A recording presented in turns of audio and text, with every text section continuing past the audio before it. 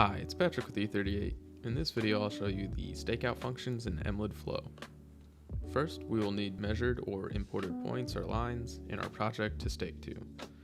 Then we can tap the Objects menu to open a list of these measurements.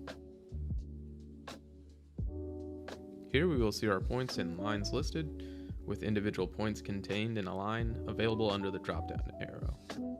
Tapping on a point will show us the point on the map and give us the option to stake out. We can get to that same option by selecting our point or line directly from the map view. Sliding that window up will give us the point's information such as coordinates, RMS values, reference photos, and more. Tapping Stakeout will take us into the Stakeout view, directing us to our selected point. We can toggle the view and directions by tapping this dynamic icon.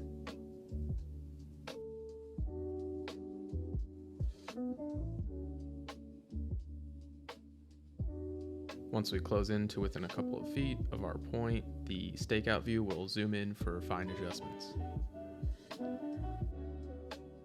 While staking, we can toggle through what we are staking by tapping either of these arrows.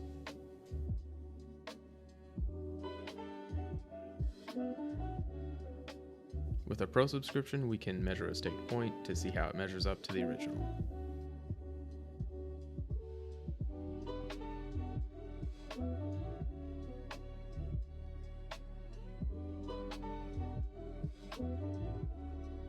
To stake a line, we start in the same manner, but have a few more options in the Stakeout view. At the top of the screen, we can see that we are staking along the line.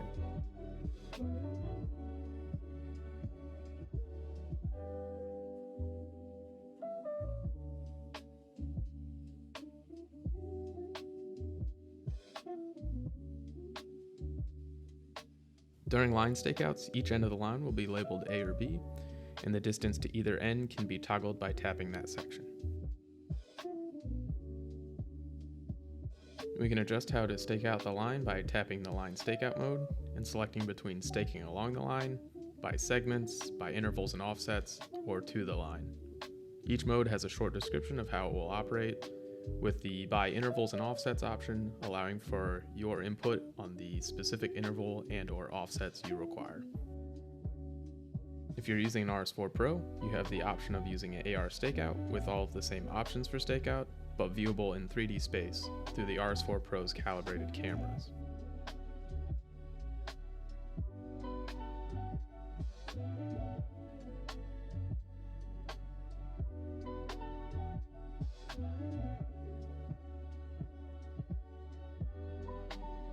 This has been Patrick with E38 Survey Solutions. Thanks for watching.